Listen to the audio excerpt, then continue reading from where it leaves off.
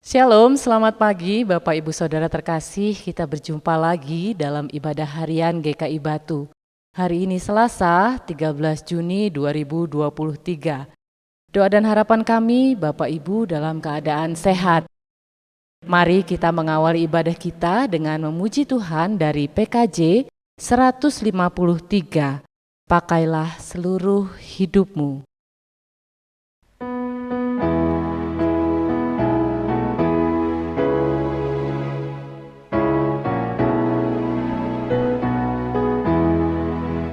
Pakailah seluruh hidupmu dalam ladang dunia.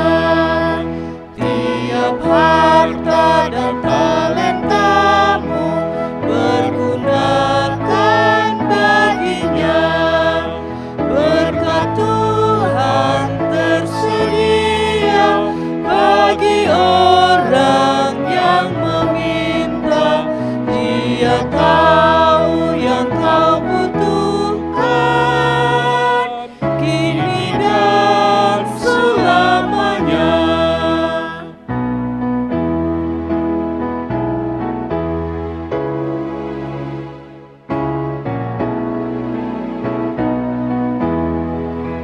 Sungguh banyak waktu terbuang untuk hal yang tak perlu. Tuhan banyak beri peluang menyalurkan karsa-Mu. Berkat Tuhan tersedia bagi orang yang meminta. Dia tahu yang kau butuhkan kini dan selamanya.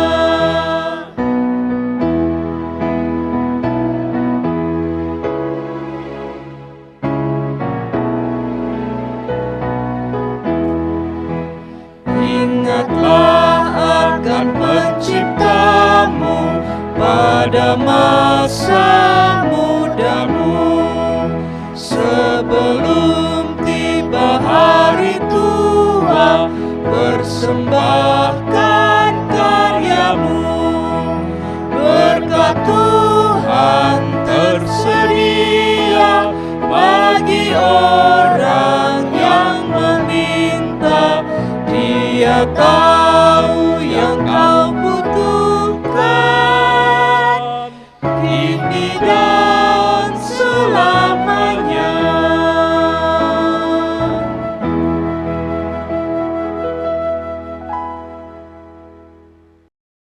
Mari kita satu dalam doa.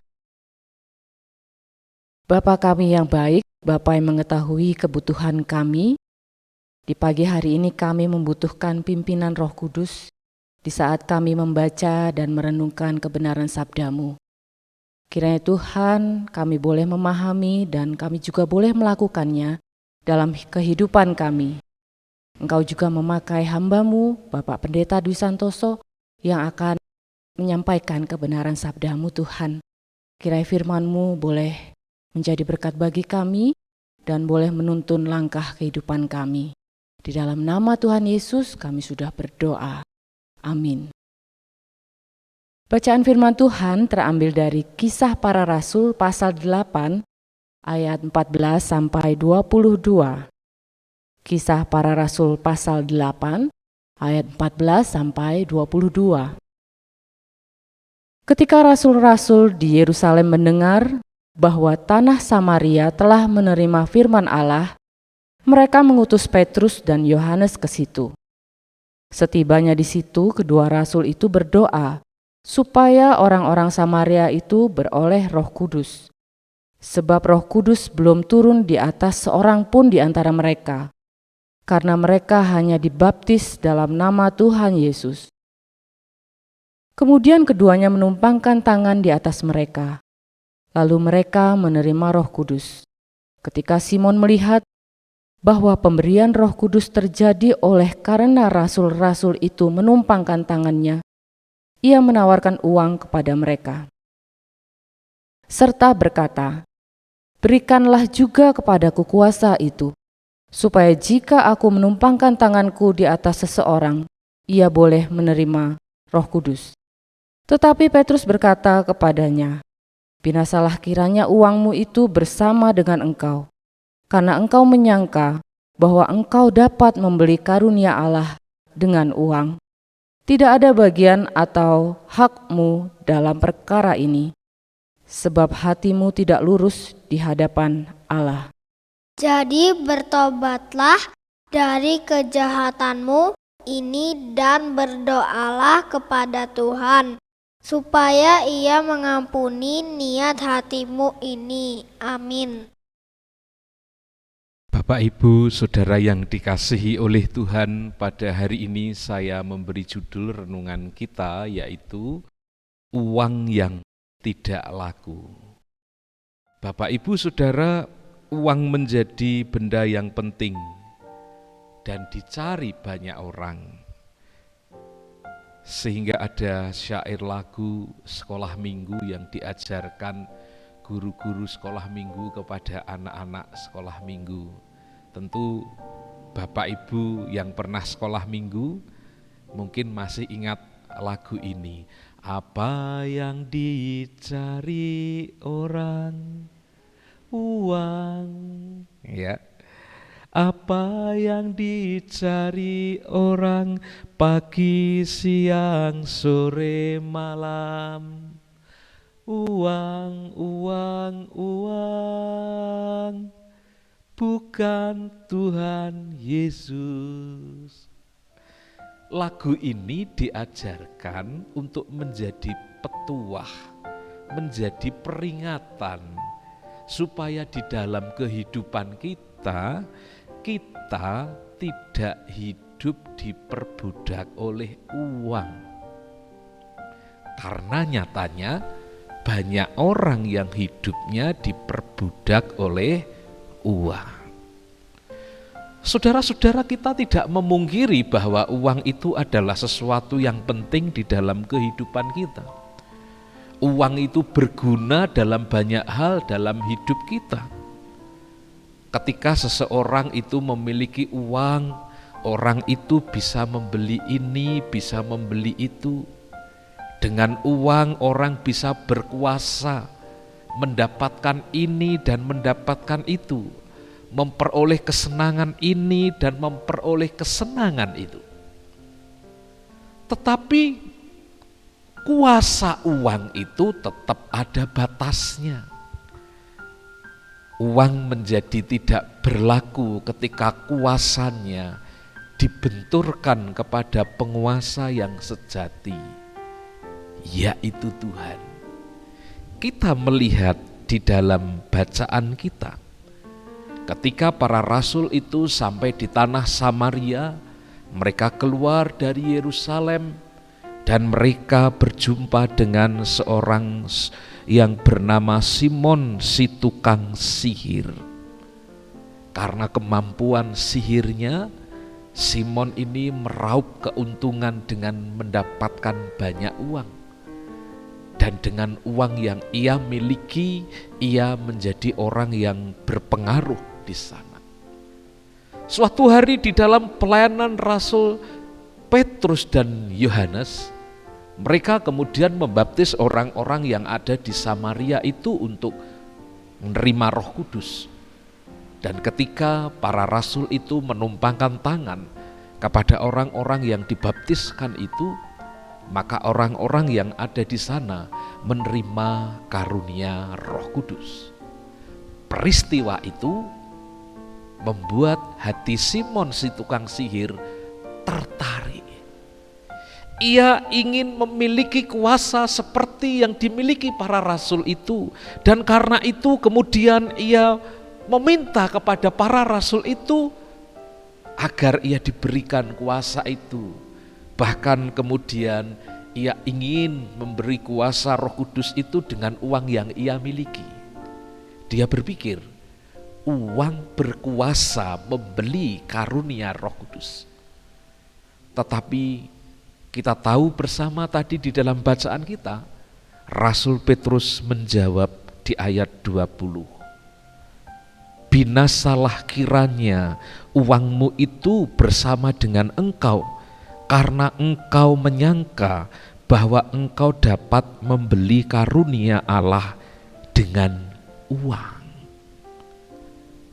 Ternyata karunia Allah tidak bisa dibeli dengan uang. Saudara yang terkasih,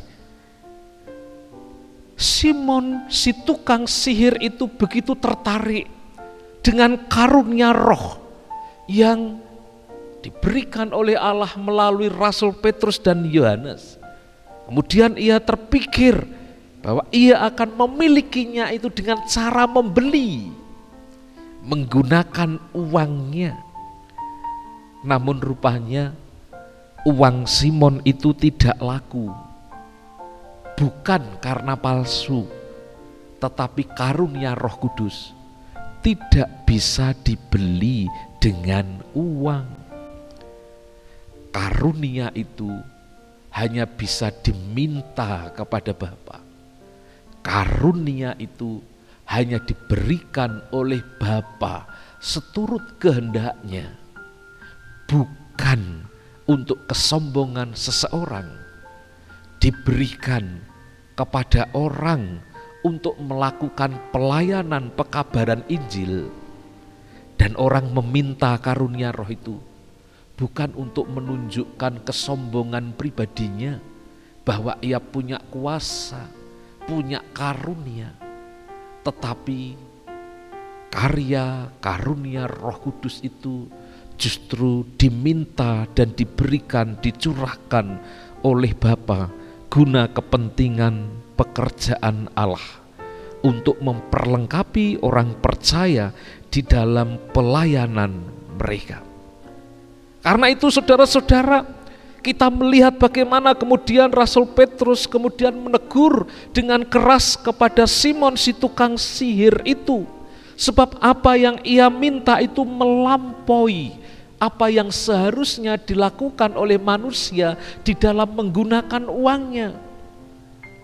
Simon si tukang sihir mungkin berpikir dengan memiliki uang dia bisa melakukan apa saja, termasuk dalam tanda petik membeli kuasa Tuhan, mengatur Tuhan, menyuap Tuhan dengan uang yang ia miliki, mengiming-imingi Tuhan, seolah-olah mungkin Tuhan akan tertarik dengan daya tawarnya.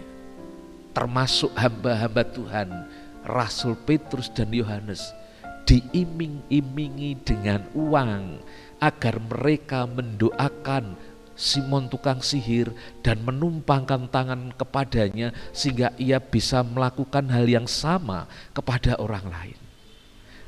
Ternyata itu tidak mempan bagi Allah dan bagi hamba Allah.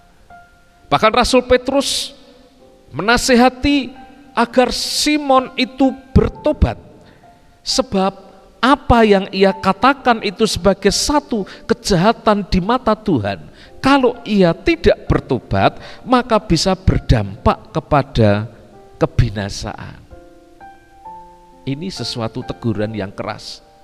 Dan saya kira dalam konteks zaman sekarang banyak orang yang menggunakan uang ingin menguasai segala sesuatu.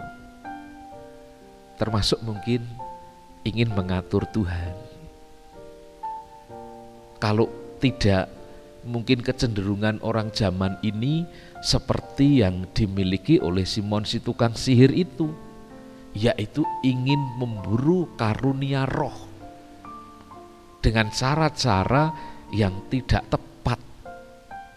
Ada orang yang mengejar karunia roh dengan kursus-kursus tertentu, tentu kursus-kursus kerohanian. Aneh bukan?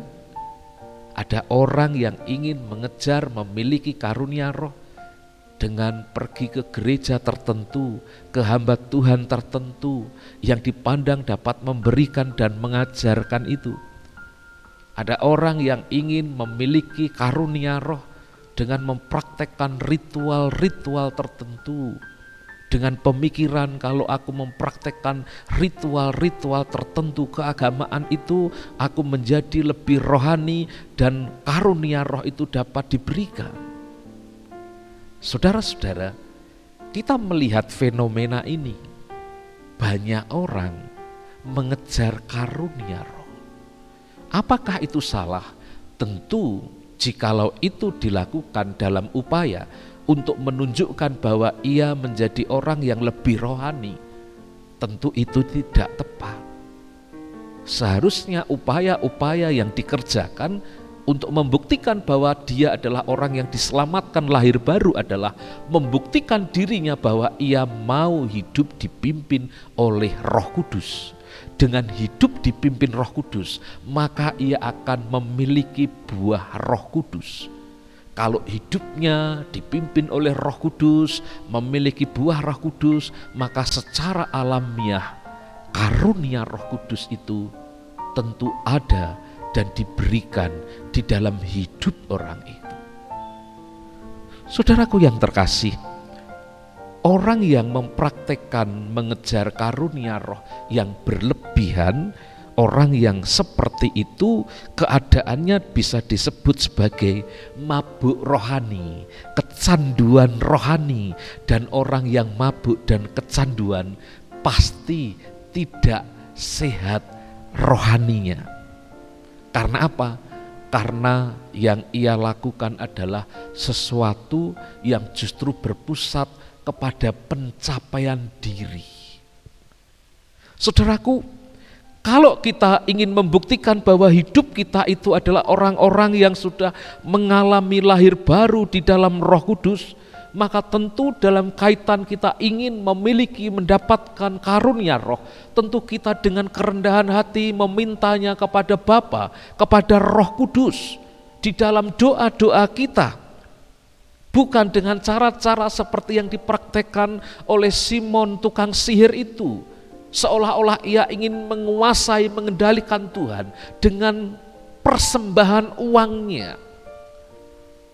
Ia ingin menyuap Tuhan, seolah-olah Tuhan membutuhkan itu. Itu satu kekeliruan yang sangat besar, karena Tuhan kita adalah Allah yang maha kaya. Allah yang memiliki seluruh dunia dan segala isinya. Allah yang tidak membutuhkan sebetulnya apa yang diberikan oleh manusia yang terkait dengan seperti yang dilakukan Simon si penyihir, yaitu uang, kekayaan dan harta bendanya. Yang justru diperlukan oleh Tuhan jauh lebih utama itu adalah persembahan hidup kita, persembahan hati kita yang dipersembahkan kepada Tuhan, yang mau dipimpin oleh Roh Kudus. Karena itu, seperti Rasul Petrus memperingatkan Simon si tukang sihir, mari kita menjauhi sikap mencobai Tuhan dengan segala sesuatu yang kita usahakan, apalagi ingin mengatur Tuhan dengan segala permintaan kita, terlebih-lebih jikalau kita merasa kita punya sesuatu. Mungkin uang seperti Simon si tukang sihir itu yang mungkin kita andalkan. Kita pikir dengan itu Tuhan tertarik. Saudara, apa yang menjadi nasihat oleh Rasul Petrus di ayat 22? Bertobatlah dari kejahatanmu dan berdoalah kepada Tuhan supaya Tuhan mengampuni niat hatimu. Dengan jujur di hadapan Tuhan, kita mengakui barangkali bukan dalam rupa tindakan seperti Simon si tukang sihir, tetapi mungkin ada dalam niat hati kita motivasi, motif-motif ingin mengatur Tuhan, ingin menguasai Tuhan, supaya Tuhan menuruti keinginan kita. Pendek kata, hidup berpusat pada diri, bukan kepada Tuhan.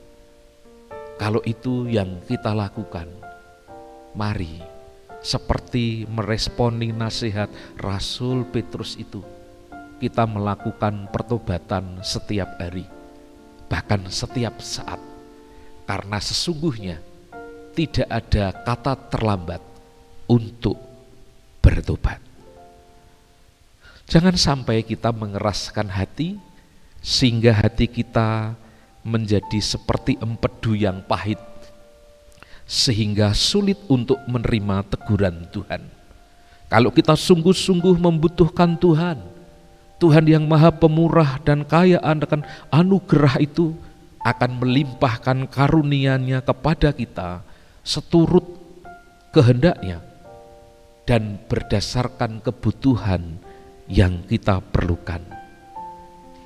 Maka termasuk uang, harta benda, kekayaan, waktu, tenaga, pikiran, perasaan, mari kita pakai untuk melayani Tuhan.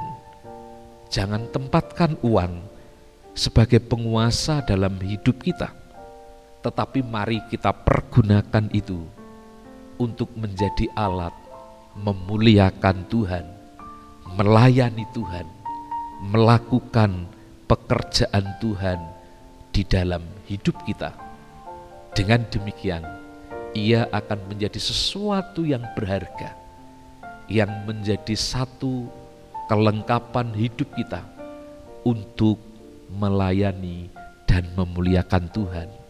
Dengan demikian, Tuhan memberkati hidup kita. Selamat mempersembahkan diri kepada Tuhan dengan sepenuh hati. Tuhan memberkati. Amin. Kita berdoa. Bapa yang Maha Kasih, yang di dalam Tuhan Yesus Kristus memanggil kami untuk melayani, Bapa, kami berdoa memohon kepadamu, kiranya dengan apapun yang Tuhan berikan kepada kami menyadari bahwa semua karunia yang Tuhan beri kepercayaan kepada kami untuk dapat kami pergunakan untuk melayani Tuhan, termasuk uang kami, termasuk kekayaan kami, atau bahkan mungkin jikalau kami bukan orang yang kaya secara materi, tentu kami memiliki hati kami, hidup kami, waktu kami. Tuhan, Engkau menginginkan agar itu semuanya dapat kami pakai untuk melayani Tuhan. Karena itu kami berdoa kepadamu Bapa, agar kami dapat mempersembahkan hidup kami dengan segala perlengkapan yang Tuhan berikan untuk menjadi alat kemuliaan bagi nama-Mu.